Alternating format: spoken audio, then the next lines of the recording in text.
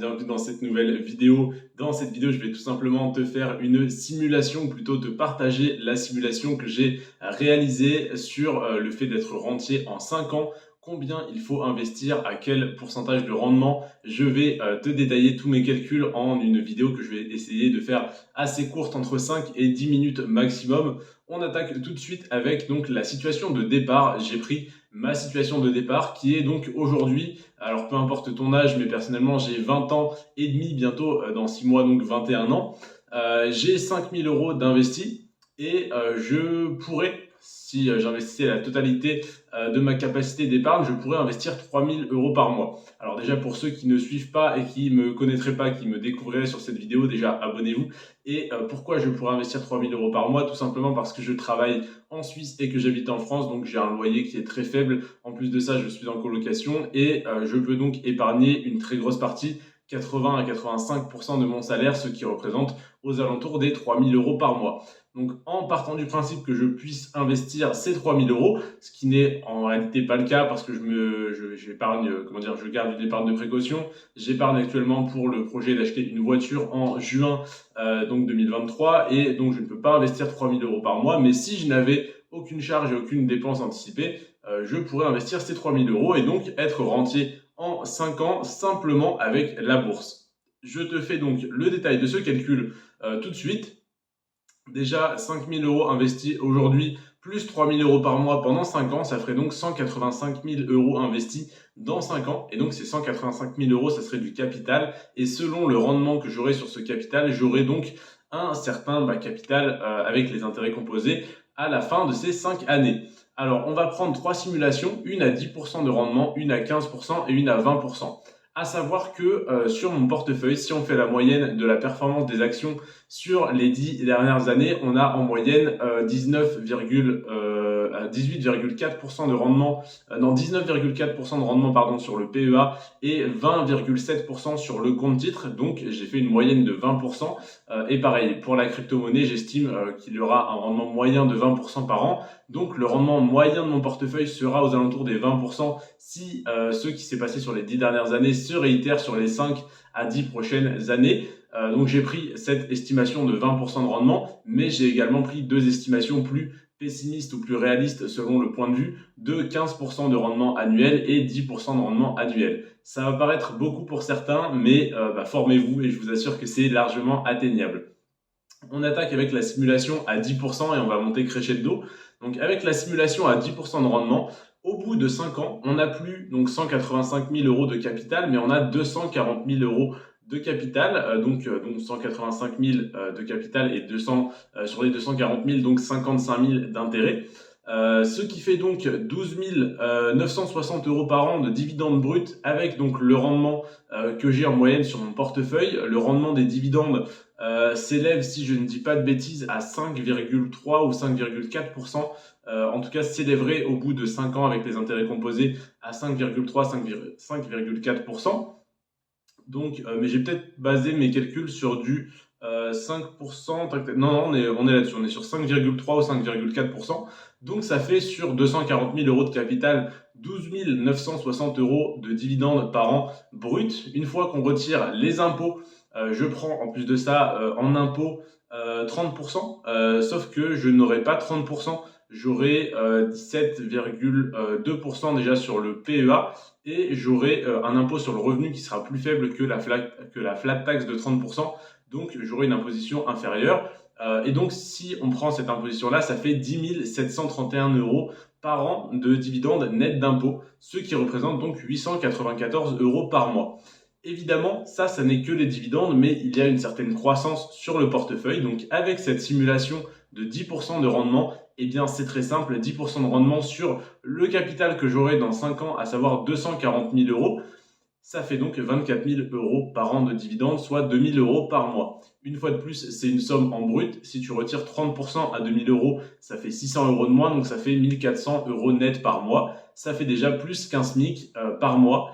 Et ça, évidemment, ça n'est que le premier mois. Si jamais tu laisses la somme investie et que tu ne récupères que les dividendes, tu as un rendement sur le dividende qui augmente de 8% par an, en tout cas sur mon portefeuille d'actions à dividendes et de croissance.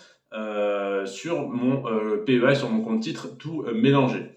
Donc voilà, la simulation à 10%, ça fait 240 000 euros de capital, 2 000 euros par mois de croissance du cours de l'action plus dividende, dont 894 euros par mois de dividende net d'impôt.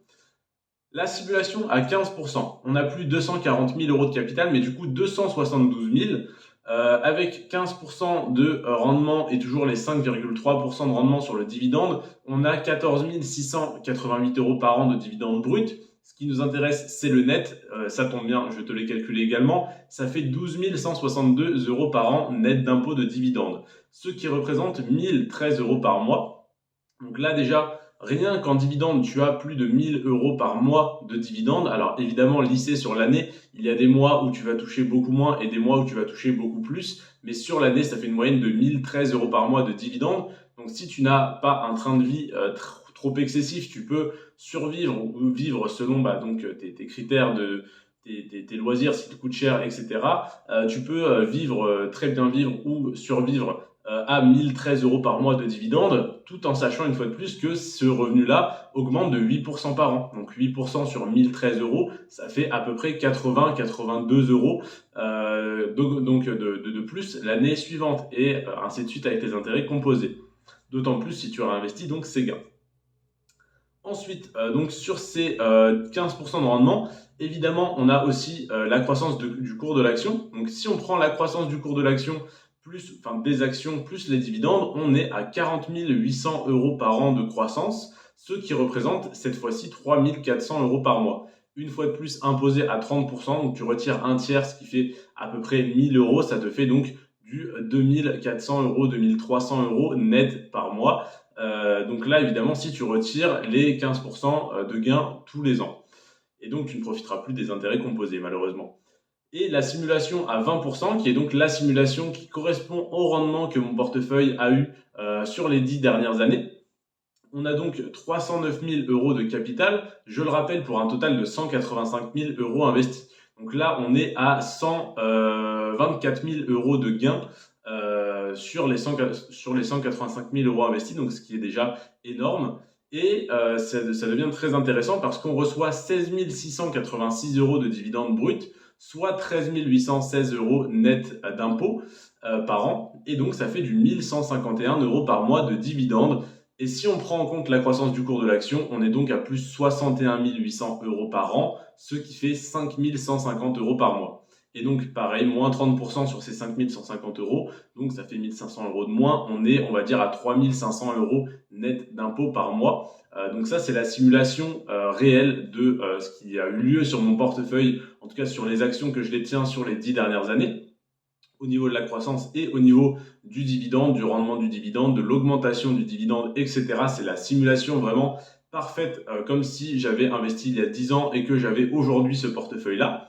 Donc si j'avais investi il y a 10 ans, eh bien déjà, il y a 5 ans, pardon, avec la performance qu'il y a eu sur les 10 dernières années, ça aurait fait donc en 5 ans plus 61 800 euros par an, sur en tout cas la 5e année, et ça ne cesse d'augmenter sur les années suivantes. Pardon. Donc voilà, la simulation. Évidemment, même si tu penses que 20% par an c'est impossible, eh bien ce que je peux te faire remarquer, c'est que entre la simulation à 20% et celle à 10%, eh bien oui, il y a une différence, mais qui n'est pas si énorme que ça. Ça n'est pas du simple au double comme on pourrait le penser, parce que le capital investi joue un très grand rôle dans les dividendes que l'on touche.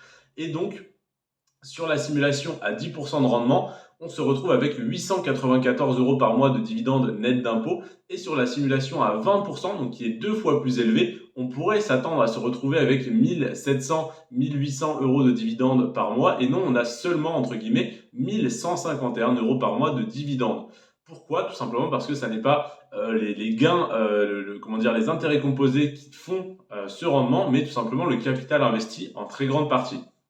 Donc, on aurait donc 894 euros par mois ou 1151, donc on va dire 900 ou 1150, soit 250 euros par mois de différence. Donc que tu penses que le cours de l'action va monter ou pas, ça n'a pas énormément d'importance sur les dividendes, tout simplement parce que si jamais tu as 20% de rendement, c'est très bien, ça veut dire que tu as une forte croissance du cours de l'action en plus de tes dividendes, mais si tu as une très faible croissance, voire pas de croissance du cours de l'action, eh bien tu as quand même les dividendes qui augmentent mois après mois, année après année, et 894 € par mois de dividendes à vie, évidemment, qui augmentent en plus de ça de 8% par an si jamais tu as investi donc 3 000 € par mois pendant 5 ans. Je le rappelle, c'est une énorme somme qui n'est pas donnée à tout le monde d'investir. Et même moi qui pourrais investir cette somme, je ne vais pas investir autant que ça. Je vais augmenter mon épargne de précaution, investir en crypto-monnaie, en bourse et avoir de l'apport pour un projet immobilier. Donc évidemment, pardon. Je ne vais moi-même pas investir cette somme, mais c'est une simulation pour montrer que c'est tout à fait possible d'être rentier, entre guillemets, avec 1 000 € par mois en seulement 5 ans et seulement avec la bourse. Évidemment, dans ma stratégie, il n'y a pas que la bourse.